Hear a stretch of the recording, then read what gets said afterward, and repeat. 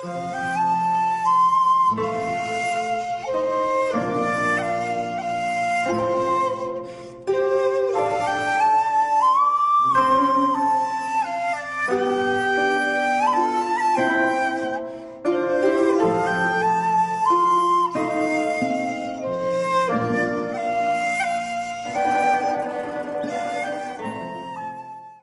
ఊరిలో రంగరాజు సుశీల అనే ధనిక కుటుంబం ఉండేది. వారికి ఎన్నో ఆస్తిపాస్తులు ఉన్నా గాని ఊరి ప్రజలను కష్ట సమయంలో ఆదుకుంటూ చాలా మంచివారని పేరు తెచ్చుకున్నారు. వీరికి ఒక కొడుకు కూతురు, పేర్లు మహేష్, కోమలి. ఇద్దరికిద్దరు ముత్యాలే. అయితే ఇద్దరికి విహారయాత్రలు అంటే చాలా మక్కువ. ఎప్పుడూ కొత్త కొత్త ప్రదేశాలు సందర్శించేవారు. దానికోసం తల్లి తండ్రిని ఒత్తిడి చేస్తూ వారానికి 2 కొత్త ప్రాంతాలైనా తిరిగి వచ్చేవారు. బిడ్డలంటే రంగరాజుకి ఎంతో మక్కువ ఉండటం వలన వారేదడిగినా కాదనేవాడు కాదు.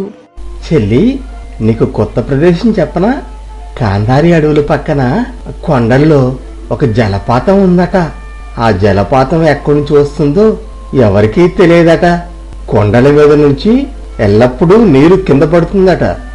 ఎక్కడెక్కడి నుంచో పర్యాటకులు అక్కడికి వస్తుంటారట. మనం కూడా ఈ వారం అక్కడికి వెళ్దామా? అలాగా అన్నయ్య. చుట్టూ సముద్రాలు, నదులు, సరస్సులు లేకపోయినా కొండల మీద నుంచి నీరు పుట్టుకొస్తుందా? అదేదో చాలా విచిత్రంగా ఉందే. నాకు కూడా ఆ జలపాతాన్ని చూడాలని ఉందన్నయ్య. తప్పకుండా అక్కడికి వెళదాం.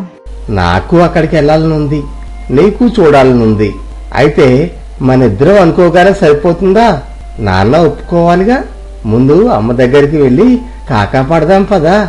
అలా అన్నా చెల్లెలు ఇద్దరు ఆ పర్వత ప్రాంతంలో ఉండే జలపాతాన్ని చూడటానికి తండ్రి అనుమతి కోసం తల్లి వద్దకు వెళ్లి విషయం చెప్పారు. ఇద్దరికిద్దరు బానే ఉన్నారు. అన్నయ్య చెప్పటం, చెల్లెడగటం.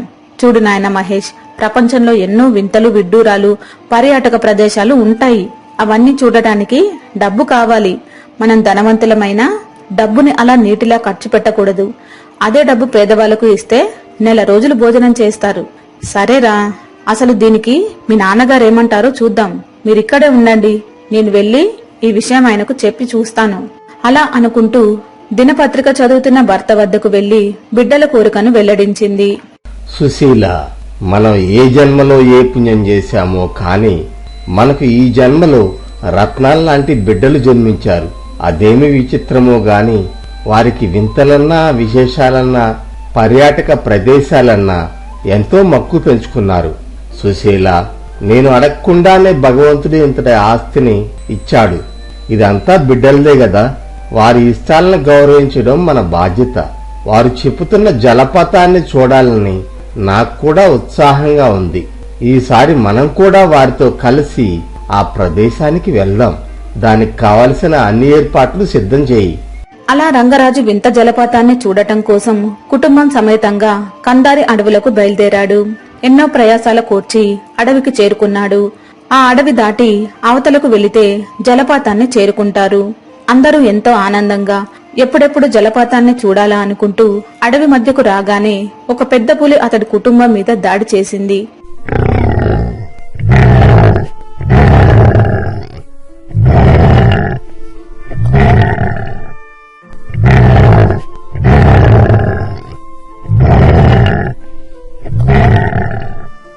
రంగరాజు ఎలాగోలా తప్పించుకున్నాడు కాని అతని భార్య, బిడ్డలు పులివాత పడి మరణించారు. ఆ సంఘటనలో రంగరాజు ఎంతో కలత చెందాడు. బోరున ఏడ్చాడు.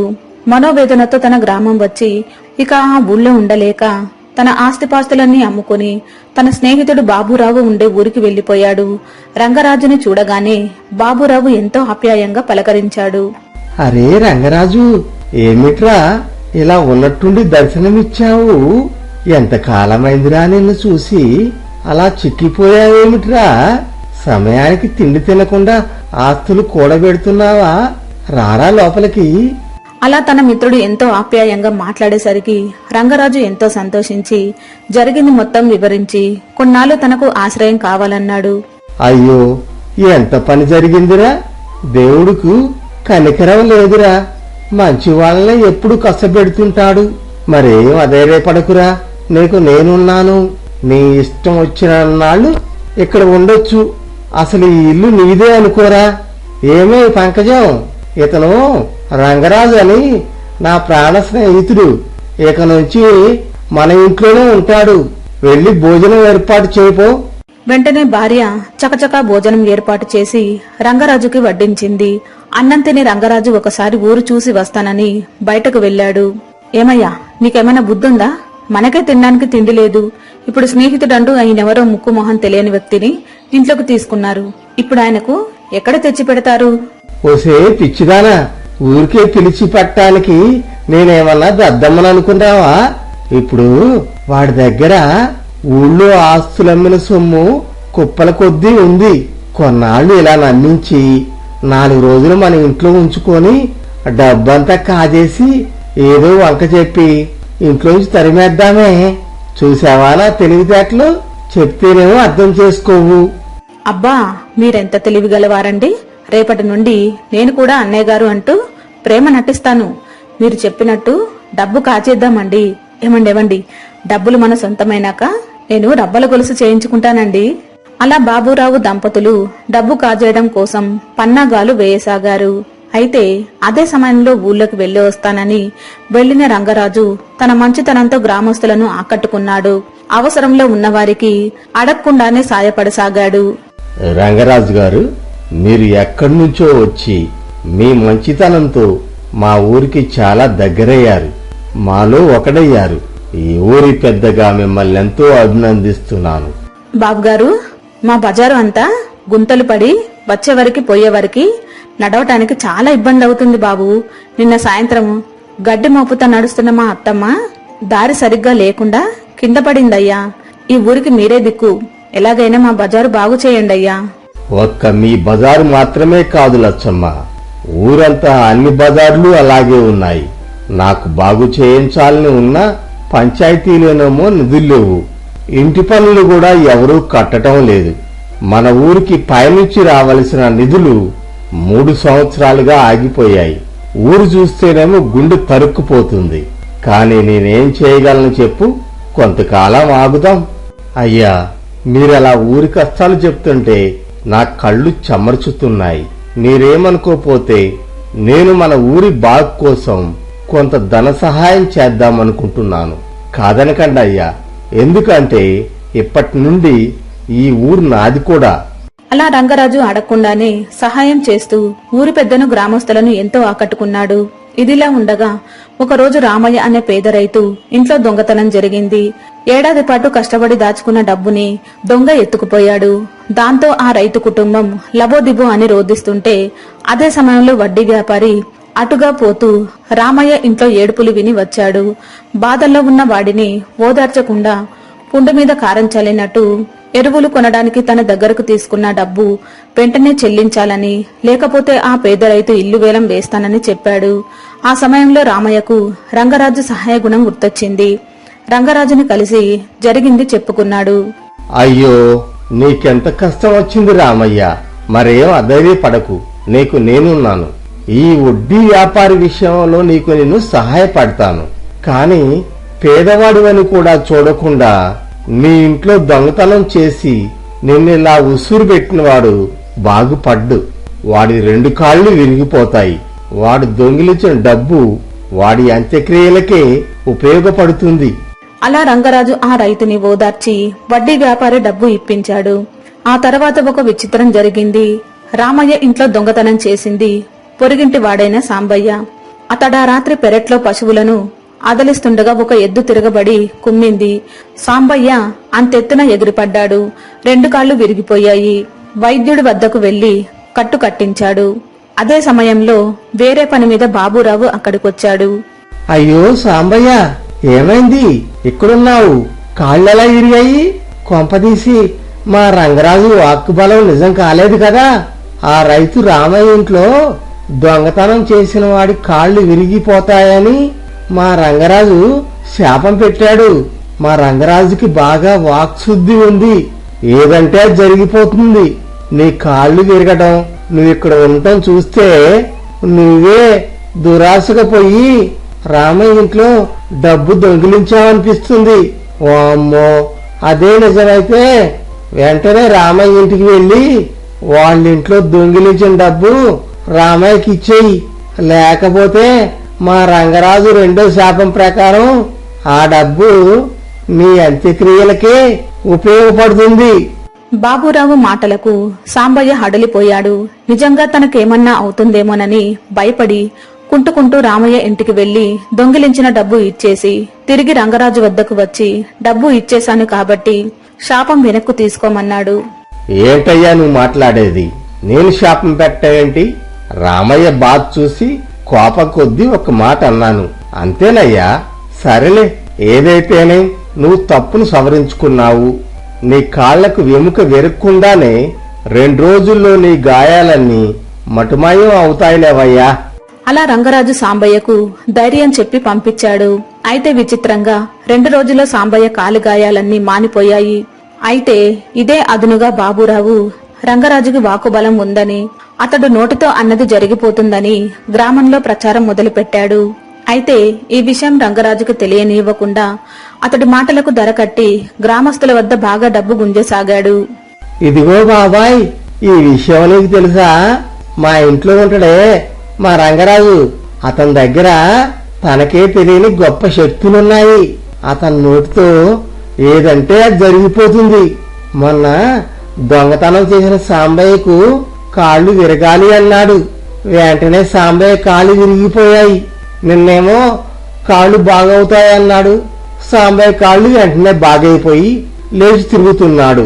ఓ లచ్చక్కో, నువ్వు రేపటి నుంచి నాకు పాలు ఉచితంగా పోయాలి. లేకపోతే మా రంగరాజుకు చెప్పి నీకేదైనా చెడు జరగాలి అని వానితో అనిపిస్తా. అలా ఊరు అంతా రంగరాజు మాట కోసం ఎగబడుతూ బాబురావుకి డబ్బులివ్వసాగారు. కొన్నాళ్లకు రంగరాజుకి అసలు విషయం తెలిసిపోయింది. తన పేరు చెప్పి బాబురావు ఊళ్ళో చేస్తున్న మోసాన్ని పసిగట్టి అసంతృప్తి చెంది ఒకనాటి రాత్రి ఎవరికీ తెలియకుండా ఆ ఊరు విడిచి వెళ్లిపోయాడు. అబ్బా, బాగా ఆకలి అవుతుంది. అన్నం తినక 2 రోజులైంది. చేతిలో డబ్బుంది కాని అన్నం లేదు. నడిచి నడిచి కాళ్లు నొప్పెడుతున్నాయి. ఎటు చూసినా చెట్టు పుట్ట తప్ప మనిషి కనపడటం లేదు. ఇప్పుడెవరైనా నాకు కనిపించి నన్ను వాళ్ళింటికి తీసుకువెళ్లి నాకిష్టమైన కూరలతో విందు భోజనం పెడితే ఎంత బాగుంటుందో కదా. అలా అనుకున్నాడో లేదో వెంటనే అటువైపు ఒక గుర్రపు బండి వచ్చింది. ఆ బండిలో ఉన్న ఒక ధనవంతుడు రంగరాజుని తన బండిలో ఎక్కించుకుని ఇంటికి తీసుకువెళ్లి అతడికి ఇష్టమైన కూరలతో విందు భోజనం పెట్టాడు. అయ్యా, ఇది కలో నిజమో తెలియడం లేదు. ఇంత చక్కటి భోజనం ఎన్నడూ తినలేదు. మొన్న నేను ఆ ఊళ్ళో అన్నది జరిగింది. ఇందాక నేను అనుకున్నది జరిగి నా కడుపు నింపింది. నిజంగా నాకు వాక్కుబలం ఉందా లేదా ఏమో నాకేమీ తెలియడం లేదండి. ఆహా, మీరు చెప్పింది వింటుంటే మీకు నిజంగానే మహిమలు ఉన్నట్టు అనిపిస్తుంది. అయ్యా, నేను నమ్మే దైవం మిమ్మల్ని ఇలా కల్పించాడేమో. అంతా నా అదృష్టం. బాబు, నా కూతురు ఎన్నో ఏళ్లుగా ఏదో తెలియని వింత జబ్బుతో బాధపడుతుంది. మాట కూడా పడిపోయింది. అయ్యా, నా యందు దయ ఉంచి తమరి మనోసంకల్పంతో నా బిడ్డ జబ్బు నయం చేయండి అయ్యా. వరుసగా జరుగుతూ విచిత్రాలు క్రమక్రమంగా రంగరాజులో మార్పు తీసుకువచ్చాయి. తనకు శక్తులు ఉన్నాయన్న నమ్మకం బలపడుతుంది. వెంటనే ఆ ధనవంతుడి కూతురి తలపై నిమిరాడు. అమ్మాయి ఆరోగ్యం బాగుపడుతుంది. 10 రోజుల్లో జబ్బు నయమై అందరిలా లేచి తిరుగుతుంది. ఇది జరిగిన 3 రోజులకు పట్నం నుంచి వైద్యుడొకడు ఆ ధనవంతుడి ఇంటికి వచ్చాడు. నమస్కారం అండి, నా పేరు దివాకరం. నేను పట్నంలో గొప్ప వైద్యుణ్ణి. విదేశాల్లో చదువుకున్నాను. నా ఆసుపత్రి వద్ద వ్యాధిగ్రస్తుల ఒత్తిడితో ఉండే నేను మీ అమ్మాయిని పట్టి పీడిస్తున్న వింత జబ్బు గురించి తెలుసుకుని వచ్చాను. అయ్యా, ఈ జబ్బును నయం చేసే మందు నాకు తెలుసు. 7 రోజుల్లో మీ అమ్మాయిని మామూలు మనిషిని చేస్తాను. మీరు అనుమతిస్తే ఈ రోజే వైద్యం మొదలెడతాను. అలా ఆ వైద్యుడు అన్నట్లే ఆ మందు పనిచేసింది. వైద్యం మొదలుపెట్టిన 7 రోజులకే ధనవంతుడి కూతురు జబ్బు మాయమైంది. దాంతో రంగరాజు పేరు ఆ ఊరిలో చుట్టుపక్కల ఊళ్ళలో మారుమ్రోగిపోయింది. అతడికి మహిమలు ఉన్నాయని, వాక్కుబలం ఉందని అంతా నమ్మసాగారు. రంగరాజుకి కూడా ఆ మాటలపై విశ్వాసం పెరిగింది. అలా ఉండగా ఒక రోజు సాయంత్రం రంగరాజు చల్లగాలి కోసం నదీ తీరానికి వెళ్లాడు. అక్కడ ఒక పేదరాలు బట్టలు ఉతుకుతున్నది. ఓ రంగరాజు బాబు, మీరు చాలా గొప్పోళ్ళు. మీరు ఏదంటే అది జరిగిపోతుంది. బాబు, నేను చాలా పేదరాలిని. తమరు మా ఇంట్లో కనకవర్షం కురవాలని కోరుకోండి బాబు. మీ పేరు చెప్పుకుని హాయిగా బతుకుతాం. చూడమ్మా, ఎప్పుడైనా మన చేతిలో లేని వాటినే వరంగా కోరుకోవాలి. కష్టంతో కృషితో పేదరికాన్ని రూపుమాపవచ్చు, ధనవంతులు కావచ్చు, అంతేగాని వాటిని వరంగా అడగకూడదు. అలా ఆ మహిళకు చెప్పి రంగరాజు అక్కడి నుండి వెళ్లిపోయాడు. అయితే అదే సమయంలో రంగరాజు మహిమల గురించి ఆ దేశ మహారాజుకి తెలిసింది. వెంటనే మహామంత్రితో సమావేశమైనాడు. మంత్రివర్య, ఈ రంగరాజు ఎవరో గాని తన మహిమలతో అందరిలోనూ మార్మోగిపోతున్నాడు. నాకు ఆలోచన వచ్చింది. ఇతడిని మన ఆస్థానంలో ఉంచుకొని శత్రుదేశాల దాడులను అడ్డుకోవచ్చేమోననిపిస్తుంది. ఏమంటారు మంత్రివర్య? మహారాజా, తమ వంటి వాడు కూడా ఇవన్నీ నమ్మడం సరికాదు. నిజానికి ఈ రంగరాజులో ఎటువంటి శక్తి లేదు. అదంతా ప్రచారం వల్ల వచ్చింది. జరిగినవన్నీ కాకతాళీయంగానే జరిగాయి. చెప్తాను వినండి. అతడు తన మహిమలతో కొత్త విశేషాలను సృష్టించలేదు. మాట వరుసకు దొంగ చేతులు పడిపోవాలన్నాడు. ప్రమాదవశాత్తు ఆ సాంబయ్య కాళ్లు విరిగాయి. ఆకలితో ఉన్నప్పుడు తనకెవరన్నా భోజనం పెడితే బాగుండు అనుకున్నాడు. అదే సమయానికి ఏదో పని మీద వెళ్తున్న ధనికుడు రంగరాజును చూసి దగ్గరికి వచ్చాడు. అతడి ఆకలి బాధ తెలుసుకొని ఇంటికి తీసుకువెళ్లి భోజనం పెట్టాడు. అదంతా కాకతాళీయే మహారాజా. అతడి మీద నమ్మకంతో కూతుర్ని బాగు చేయమన్నాడు. అతడు ఆ అమ్మాయి తల మీద చేయబెట్టి నిమురుతూ నయం కావాలన్న సమయానికి పట్నం నుండి గొప్ప వైద్యుడు వచ్చాడు. అందువల్లే ఆ అమ్మాయి జబ్బు నయమైంది. ఇంకో ముఖ్య విషయం మహారాజా, రంగరాజు కుటుంబం పులివాత పడింది. నిజంగా అతడికి శక్తి ఉంటే భార్య బిడ్డల్ని కాపాడుకోవచ్చు కదా. బోర్లు ఏడవడం ఎందుకు, దిగులు చెందడం ఎందుకు, ఊరు విడిచి వేరే ఊరికి వెళ్లడం ఎందుకు? ఇవన్నీ విన్నాక కూడా తమరికి వాస్తవం అర్థమై ఉంటుంది. ఇవన్నీ మూఢనమ్మకాలు మహారాజా. మంత్రి చెప్పిన మాటలు మహారాజుకి నచ్చాయి. నిజమే, రంగరాజులో ఎటువంటి శక్తి లేదని కొట్టివేశాడు. ఇదిలా ఉంటే రంగరాజులో మాత్రం తనకు గొప్ప శక్తులు ఉన్నాయని ఏ పని చేయకుండా తిని తిరగసాగాడు.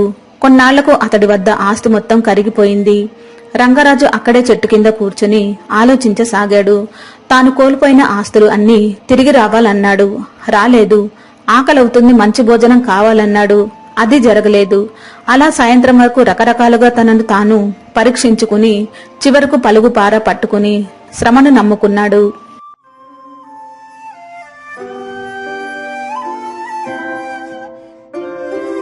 మీకు మా ఛానల్లోని స్టోరీస్ అన్ని నచ్చినట్లయితే లైక్ చేయండి, షేర్ చేయండి, సబ్స్క్రైబ్ చేయండి. అందరికీ థ్యాంక్ యూ అండి.